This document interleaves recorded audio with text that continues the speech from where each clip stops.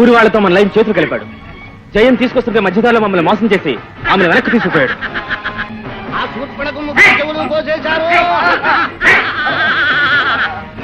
విభీషణుడు రాముడితో చేతులు కలిపాడు. ఇంటి గుట్టు నగకు చేటు. ఆ రావణుడు చావు దగ్గర పడింది. ముసుపంచి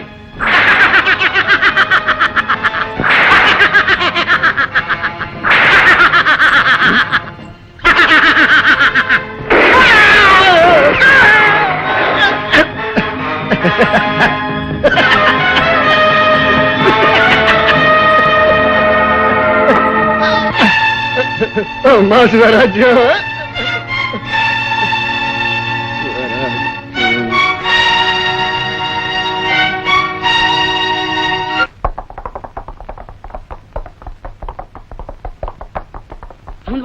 అయ్యో రండి రండి అందరూ రండి రే సుబ్బయ్య రంగయ్య రండి రండి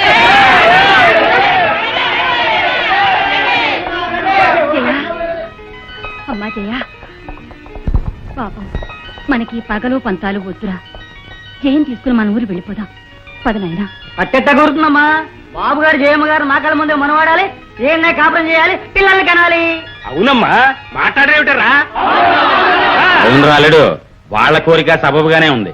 నేను ఎలాగో పెళ్లి ముచ్చట ఎరగను కాబట్టి జయన్ నా కూతురు అనుకుని కనీసం కన్యాదానం అన్నా చేస్తాను. అన్నయ్య అవునమ్మా జయని కన్నబిడ్డలా చూసుకున్నారు ఈ గ్రామ ప్రజలు. వాళ్ళ ముచ్చట ఎందుకు కాదనాలి చెప్పు. అసలు ఆనంద్ ఈ ఊరి నుంచి వెళ్ళిపోవడం వాళ్ళకి ఇష్టం లేకే ఈ ఉపాయం చెప్తున్నారు. ఒప్పుకోరా అల్లుడు ఒప్పుకో. అక్క నువ్వు చేసుకుంటావా నన్ను చేసుకోమంటావా చెప్పు. నేనే చేసుకుంటాను. ఈ పెళ్లి నాకు ఇష్టం లేదు. బాబు గారు తమరు మా నుంచి తప్పుకోవడానికి ఈ గ్రామం నుంచి వెళ్ళిపోవడానికి ఆలోచిస్తున్నారు. మీరు మా మాట కాదంటే మేమంతా కలిసి బలవంతంగానైనా సరే మీ చేత జయం మేళలో తాలి కట్టిస్తాం. ఎరా మాట్లాడాలి.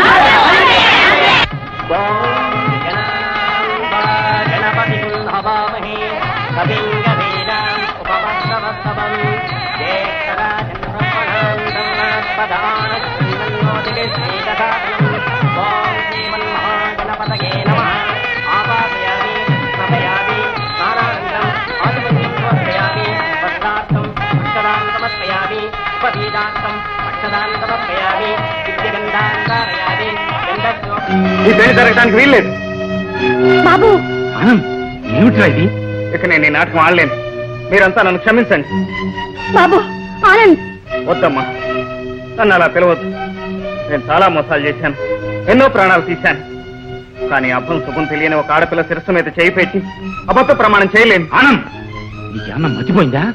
జయ నువ్వు ప్రేమించుకున్నారు కదా అని ఈ పెళ్లి చేసి మా బాధ్యత తీర్చుకోవాలనుకున్నాం. నీకు జయం చేసుకోవడం ఇష్టం లేకపోతే ఆనాడే ఖచ్చితంగా చెప్పాల్సింది. పీటల్లాగా ఎందుకు అనిచ్చావు? మీరందరూ అనుకున్నట్టు నేను ఆనందను కాను. నా పేరు లయన్. అబద్ధం. ఈ పెళ్లిని తప్పించుకోవడానికి నువ్వు ఇలా మోసం చేయాలని చూస్తున్నావు. కానీ కన్న తల్లి కళ్ళని మాత్రం నువ్వెప్పటికీ మోసం చేయలేవురా. చేశానమ్మా. భగవంతుడు నాకు నీ భర్త లాంటి రూపాన్ని ఇచ్చాడు. దాన్ని ఆసరాగా తీసుకుని ఆయన రూపంలో వచ్చి నేరాలని నేను చేసి ఆయన ఆత్మహత్య కారకున్నయ్యాను. ఇప్పుడు మళ్ళీ నీ బిడ్డను బంధించి అతని రూపంలో వచ్చి మిమ్మల్ని అందరినీ మోసం చేస్తున్నాను. నేను నమ్మను.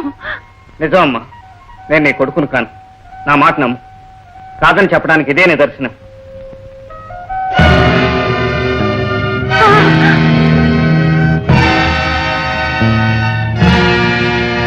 నీతుడా, నా భర్తను చంపింది చాలక నా బిడ్డను కూడా నాకు దూరం చేస్తావా? నేను బ్రతకనివ్వను. నాకు ప్రాణం అంటే తీపి లేదు. నీ చేతిలో చావటానికి ఏ భయం లేదు. కానివమ్మా, ఎత్తించే దించొద్దు. ఆవేశాన్ని ఆపుకోవద్దు. డబ్బు కోసం గడ్డి తిని నా మిత్రుణ్ణి చంపాలని చూస్తావా? నీకు డబ్బే ముఖ్యమైతే మాకున్నదంతా తీసుకో, కానీ మా ఆనందుడు మాత్రం మాకు తెచ్చిపు. వెళ్ళు బాబు. బాబు, భర్తని పోగొట్టుకున్న నా తోబుట్టువు కేవలం బిడ్డ కోసమే బతుకుతోందయ్యా. చిన్నవాడివైనా నీకు నమస్కారం చేస్తాను. నా మేనల్లుడు నాకు తెచ్చిపెట్టు. ఎంత డబ్బు కావాలన్నా నేనిస్తాను నాయనా. తెచ్చిపెట్టు. పసుపు బట్టలతో దీన్ని నా మెళ్ళో ధరించాలని ఎంతో ఆశపడి చేయించుకున్న తాళి బొట్టిది. దీని పవిత్రత ఏమిటో నాకు తెలుసు. దీనివల్ల మాత్రమే నీకు తెలుసు. దీన్ని కూడా నీకే ఇస్తున్నాను. నా ఆనందను మాత్రం నాకు తెచ్చివు. నా ఆనందను మాత్రం నాకు తెచ్చివు. మామయ్య ఈ కాళ్ళు పట్టుకుంటాను. మా ఆనంద మామయ్యని తెచ్చివ్వు.